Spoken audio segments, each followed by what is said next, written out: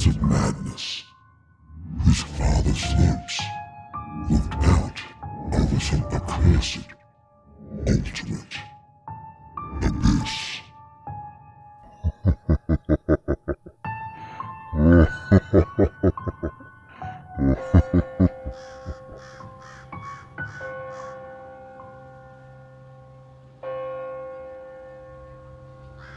I've debated posting this. It sounds crazy, but it actually happened, and my ex experienced it as well.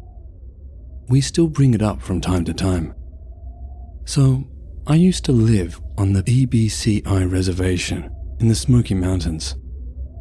There's a spot called Thomas Divide, and it's been known for decades to have unexplained floating orbs. You're supposed to pull off at that lookout, flash your light 3 times at the mountains and wait. It's a known phenomena that's even been written about. So one night my ex and I decide to go check it out. We drive up to the pull-off at night, park on the left side of the clearing, turn off the vehicle, flash our lights 3 times at the mountains below, and wait. It's dark, but the pull-off has basically a gravel clearing surrounded by woods, and the moon was full, so you could see the whole area very well. We could both see the entire area around the car, and there was no one else there. We both had our windows rolled down. Most of the pull-off area we are in is to my right, since we pulled in more to the left, and we are facing towards the mountains. We were just talking, having a nice time, and my ex flashes his lights 3 times again, since nothing had happened yet. I have my arm hanging out my window, and I'm looking up at the stars, and I loudly announce that this is stupid and nothing is happening. Well, immediately after my announcement, we start hearing the sound of footsteps at the end of the clearing, heading in our direction, toward my side of the car. They were coming fast, but sounded light and quick, like they belonged to a small person, so maybe like a child running. I'm a skeptic first, and figured there must be an explanation. It's quite bright from the moon, so I can see everything, but I'm just not seeing anything running in my direction. I can only hear the gravel crunching and the sound of footsteps. I start hanging out of my window, straining to see what could be heading in our direction, because obviously there must be an explanation, and I want to see what's coming towards us. The footsteps come right up to my car door, and something physically hits my door. I'm hanging out my window at this point, looking at my door and the ground next to it, and never saw a thing. However, whatever invisible thing that ran up to us hit my door with enough force that it made a banging sound, like someone had punched it, and the car rocked slightly. You could see and hear the impact, but could not see what made it. My ex's eyes got big and asked if that was me that did that. He thought I was playing with him, though he had heard the footsteps and knew those had nothing to do with me. I told him hell no, I didn't do that. So he reversed his car as fast as possible and sped out of there and back home as fast as he could. He was looking all around outside as well once he heard the footsteps, but he never saw what was making the footsteps either. He could only hear them.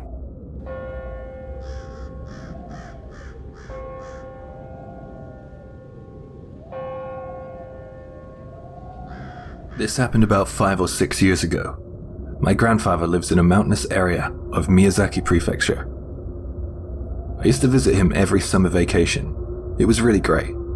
I loved playing in the river by his house, going fishing, amongst other things. The summer in question, I had been in the river swimming for about an hour. I started to get cold, so I got out and sat on one of the jutting rocks above the river. I loved it because it was like my own private river. There were never usually people around. But that day, I noticed 2 children about 200 meters away. Even though they were quite far away, I was sure that they were elementary school kids like me. I didn't know that there was a school in the area. The only school I knew about was now in ruins. I didn't know about any other kids my age in the area either. It wasn't exactly a well-populated area. They disappeared off in another direction. I thought I'd better get going soon. My parents would be looking for me. I was drying myself off and changing back into my clothes when I noticed something nailed to one of the nearby trees. It was a laminated photo with some text below. The photo was of a woman and 2 children either side of her. She appeared to be their mother. Below the photo, there was only one line of text: "I am looking for these children." It was a bit off-putting. I felt a bit creeped out by this poster in the mountainous woods. The strangest thing about the poster was the fact that the mother's face had been scribbled over with black magic marker. The children's faces had been circled by a red marker. Why would the mother's face be blacked out? Surely she would want to be identified if she was the one looking for the children. Something didn't sit right with me about this poster. I mean, this is deep in the mountain woods. It took about 20 minutes to walk to get to this river from my grandfather's house. And he lives in a very unpopulated area. Weirder still, one of the kids in the poster had a unique hairstyle which made him recognizable. And one of the kids I saw by the river today had the same hairstyle. Close cropped, shaven hair. Things are weird. I wanted to get out of there. So I jogged back to my grandfather's house. And I asked my grandfather about the weird poster. He didn't know anything about some missing kids. Strange. Like I said, the village he lives in is small, and it's a close-knit community. The fact that he hadn't heard about any missing kids was certainly surprising. Something seemed wrong. Later in the year, my family and I went to visit my grandfather again, to ring in the new year. He was having a drink, and the poster came up in conversation. He said he found something similar to the poster that he was sure I would be interested in. I wasn't sure if interested would be the right word. Maybe creeped out was better. He passed a piece of paper to me. I wonder why he saved it. I was really curious now. It was the same poster as last time, except there was something written over the photo. The word "found" in bright red ink. I was really creeped out by this. I took it to a local temple, and I asked the priest to say a prayer for these children, just in case. I have no idea if this poster is an innocent thing or something far more sinister. All I know is that the kids looked like they were hiding, and that there's something dark about this situation. Who puts a poster up in the middle of the woods looking for children without asking the locals and blacking out their mother's photo? Who did they think would see this poster in the woods? Was it their mother looking for them? Or was it someone else? Were the kids some kind of cult escapees? I think about this all the time. There is something going on in the mountains.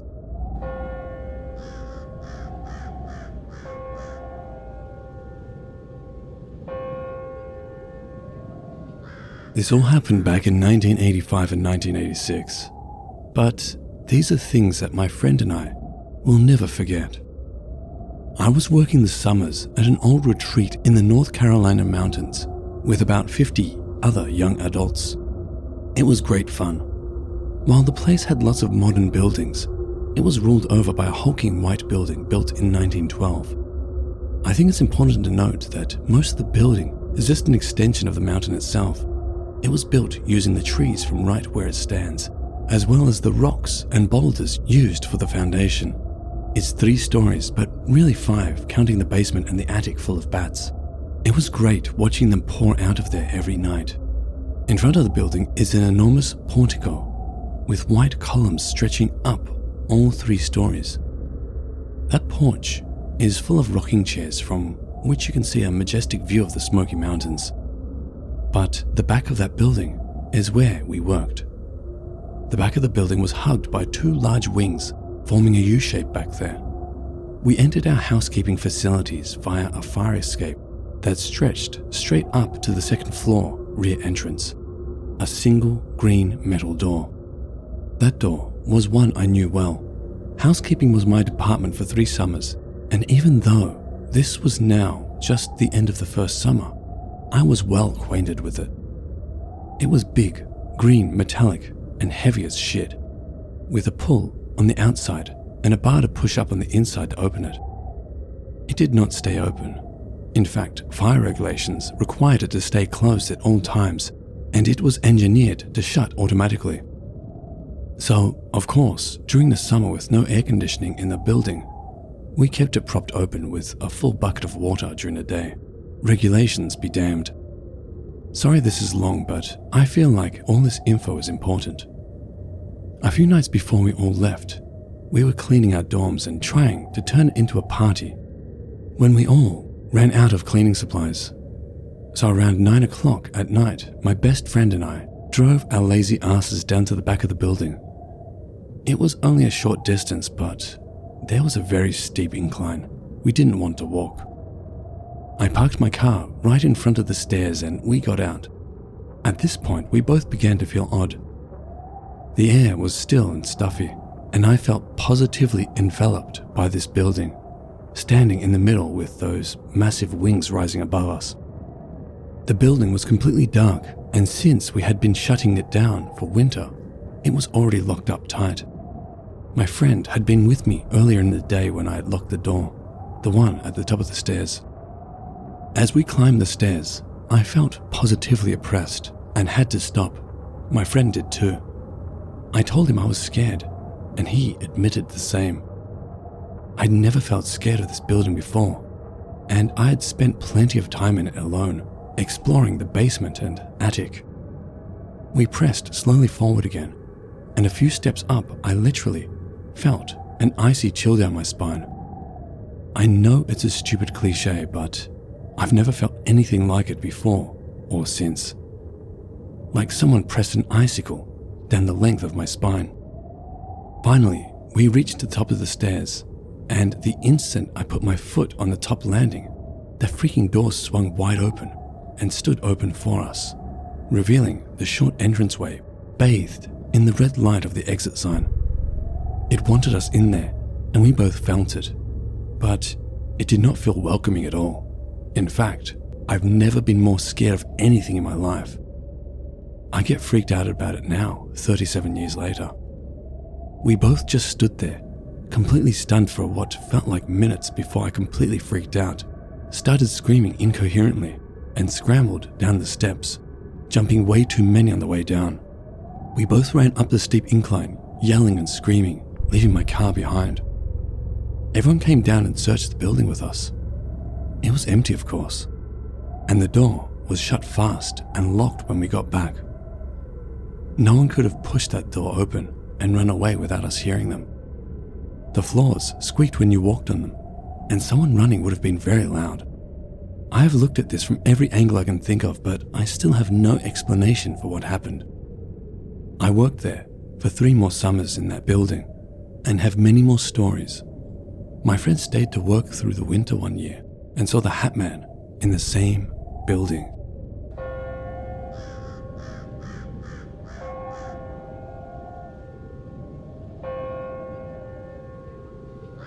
This happened when I was in university, when I was driving home from a trip. The roads were really dark as I was in the countryside. The mountains and trees were blotting out the moonlight. All of a sudden, my engine began to splutter and slow until it eventually came to a stop. I'm not the best with cars, so rather than waste any time with guesswork, I figured I'd call roadside rescue. I had that as part of my insurance. There was nothing much I could do except wait for someone to arrive. It was creepy out there. The forests are home to strange noises at night. After a little while, a bright light lit up the road and it was aimed at my car. I thought that roadside rescue were early. I couldn't believe my luck. But when the light got closer, I realized that it wasn't them. It was strange. It didn't look like the light of normal headlights. It stopped about 50 meters in front of my car and didn't move. It was getting a bit weird now. Unlike standard headlights, which are divided into 2 light sources, whatever was in front of me had only the one source of light. That light was so bright it didn't seem safe at all. It seemed not to have the same purpose as a light bulb. I didn't like it. And then I saw them. 3 people approaching from behind the light. These were very thin and very tall, pushing 2 meters, I'd say, 6'6". As they moved from behind the light to in front of it, I could see the lines in their face. Their faces were really gaunt and long.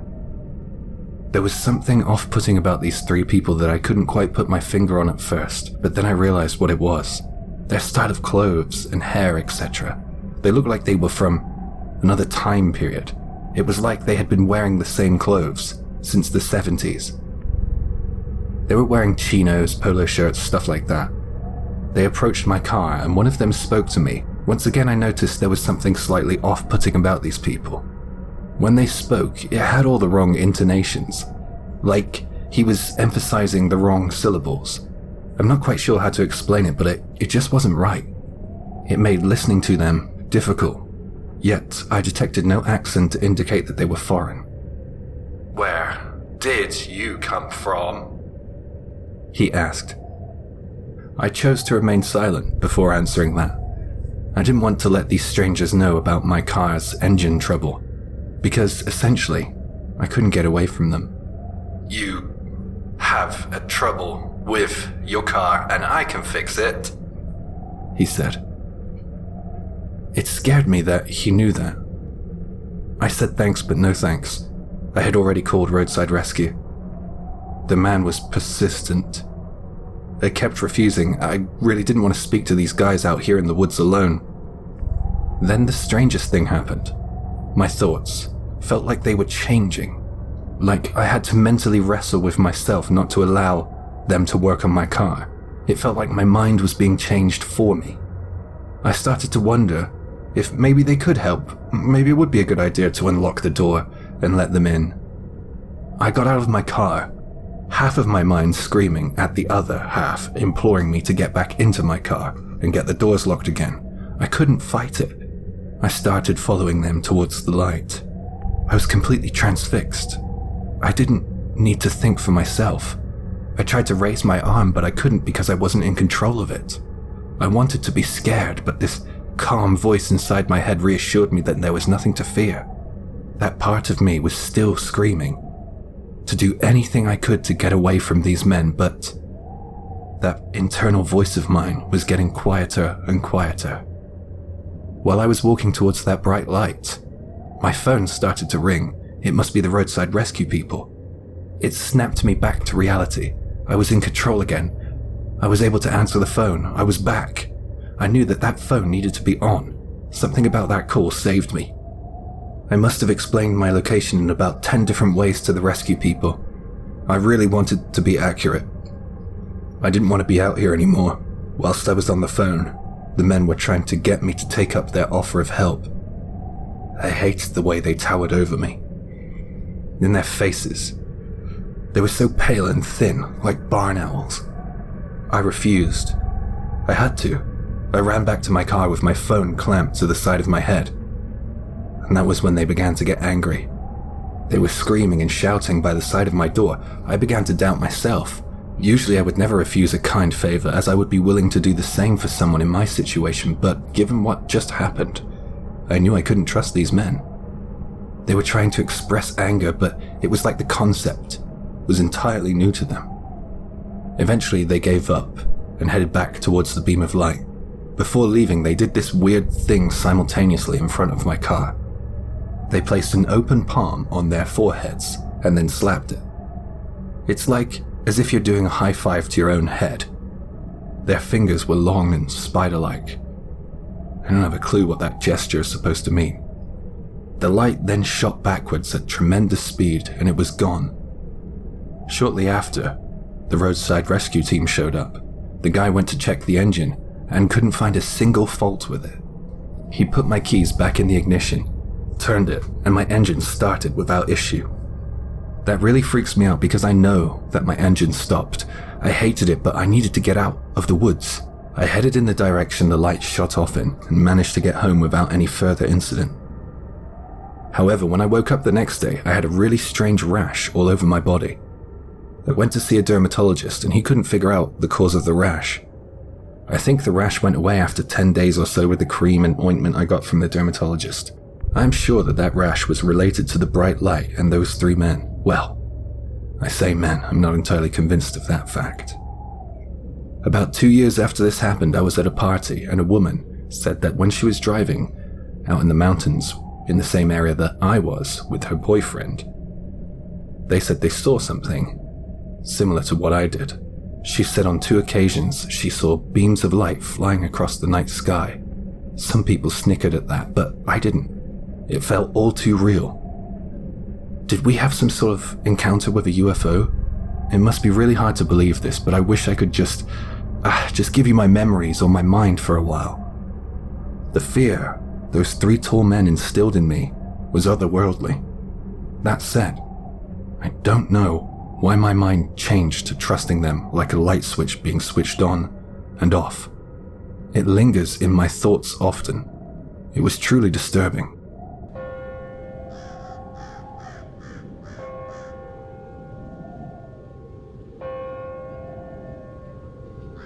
Some background before we start. I live in the most northern part of Norway, which is also the most northern part of Europe. My home lies well above the Arctic Circle.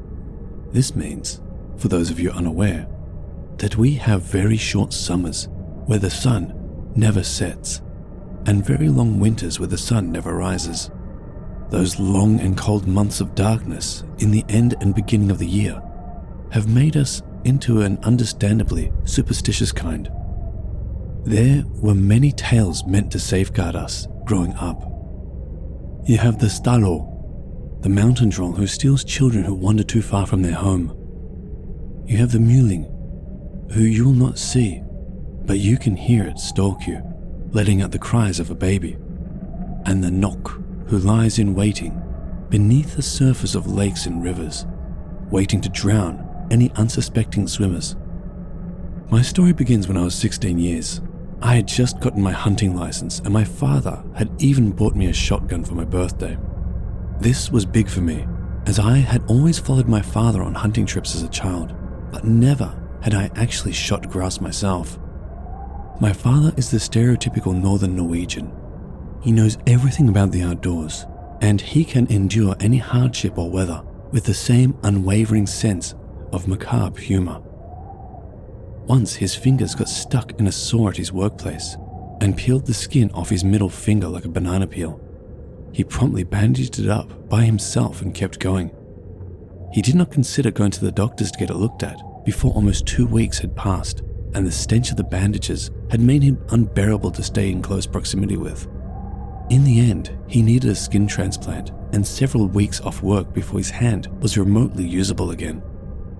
So the time of year comes when the sun is out for a few hours in the morning, and me and my dad take the journey to the cabin. This includes an hour of driving and a further hour of boat. You see, our cabin is in a remote area without any road access, so the only way to get there is by a ferry. This means we somewhat always know who is out there, since most people only stay over the weekend when there are no holidays, and the ferry only goes Fridays and Sundays during the week. That being said, there are never more than a handful of people out there at the same time, spread out on an area that is roughly larger than my hometown. This time, on the other hand, it was only me and my father taking the ferry that Friday, so I knew we were going to be left alone over the weekend. Arriving on that small pier by the cabin, I could finally breathe in the fresh air of untouched nature that has always been soothing for my soul. It's like you leave behind all your troubles at home, because out here, they are irrelevant. At the cabin, the only things that matter are the things that keep you safe, warm, and fed. We then dug out our snowmobile that was parked near the pier and drove the short trip to the cabin. That night, we mostly spent preparing noose traps and lunch for the next day. My father told old stories of when he went hunting back in the days and such, and we shared in a ceremonial hunter's shot of single malt whiskey. I slept well that night, as I normally do when the peace and quiet of the cabin comes over me. We got out of the cabin late the following morning, due to us just enjoying the calm of a morning with no obligations. This would turn out to be a mistake, however. You see, the key point is to be out early, so you can utilize the sunlight as much as possible. We knew this, but sometimes you just want to sit down and eat a lazy breakfast and watch morning TV. When we arrived at the Lavu, imagine a winter version of a teepee that we had set up that summer next to a lake, which was now frozen of course. My father decided that he would take it easy that day and get the lavoo warmed up so that when I returned from the mountain, there would be warm food and drink waiting for me. I'd previously spent a lot of time by myself around the area, so walking around the mountain alone never bothered me, and still does not to this day. So I started walking up the mountain, overlooking the lake. It was difficult due to the heavy snow and me not bringing my skis. Instead, I opted for using an old pair of snowshoes that were hanging in the cabin. This resulted in using way more time than needed to get up to where I could find some grouse I might shoot. As I knew from previous experiences, this was an area they would be in. After a lot of effort, I made it up, and the area, despite being full of tracks and feces, was abandoned. You see, it had snowed that night and part of the morning, so the tracks must have been somewhat fresh, yet I could not hear or see anything. So I stalked the forest upon that mountain for an hour without any traces of life. That is probably when I noticed the silence. It's like what people with similar experiences say. There's always this deafening silence that preludes something bad, like all the animals know to get out of there. I remember for the first time since childhood that I felt uneasy about being alone up there. But of course, I was not about to go back empty-handed to my father, so I continued. As I was walking around, listening intently to any sound that might give away any other form of life, I remember being amazed at how loud my footsteps were. At this point, I was a tall yet skinny boy, around 70 kilos, 154 pounds. Even though I walked as slow and controlled as humanly possible, the uneasy feeling creeping closer and closer to the point where I decided to take a quick snack break to regain my previously calm state of mind. As I walked back to a clearing overlooking the lake, my footsteps seemed to almost lighten, and I felt more relaxed and at ease again. I sat down on a rock and ate a bar of chocolate that I had brought and enjoyed the sun on my face, ridiculing myself for being spooked at what essentially was nothing. That's when I heard the footsteps, coming from the direction I had just been in. Loud and heavy footsteps of a grown man. I know this because, as anyone can tell you, the sound of a biped walking on 2 feet is quite distinct from four-legged creatures such as moose or bears, especially in heavy snow. I tried calling out because I immediately thought it was my father who had a change of heart, yet no reply. I sat there on the rock watching the direction of the footsteps as they grew louder and louder. Several times I called out, and yet I received no reply. Feeling uneasy again, I decided to take out my phone and try to call my father. There, on my phone, I had an unread message from my father, delivered 3 minutes ago. Coffee and lunch is ready. Simultaneously, the footsteps were somehow getting louder and louder, and I knew whatever was at the other end was not my father. This, coupled with knowing that we were supposed to be the only 2 people in a radius of many kilometers, made me instantly jump up.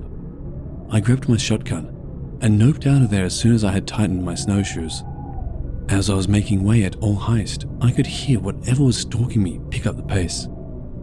And I realized that the sound of my own footsteps and whatever it was that was after me was almost synchronized to the point that there was only a slight difference when our feet hit the ground. I realized since then that whatever it was had followed me since I had entered the forest on the mountain and was the cause of why I felt like my footsteps were being abnormally loud. I remember trying my best to run in hip-deep snow, not caring that the thick layer of branches hit my cold face, leaving red marks all over. It came to the point where I could hear the extra pair of footfall, no more than maybe 2 meters behind me. Yet when I turned around, there was nothing. I pushed all I had, and when I finally managed to reach the frozen lake on the other side from the lavoo, the extra pair of footsteps just stopped. Exhausted by the kilometer-plus run in high snow, I made my way to the lavoo. My father seemed almost amused by how tired I seemed. He handed me a hot cup of coffee, and asked if I saw anything. I didn't know what to say and was honestly embarrassed by what had occurred. So I said only that I'd spotted many tracks, yet no birds. However, in later years, I've asked him about this and other strange occurrences around the area, and the answer has always been roughly the same. Don't worry about it, and don't ask about it. Some things are better ignored.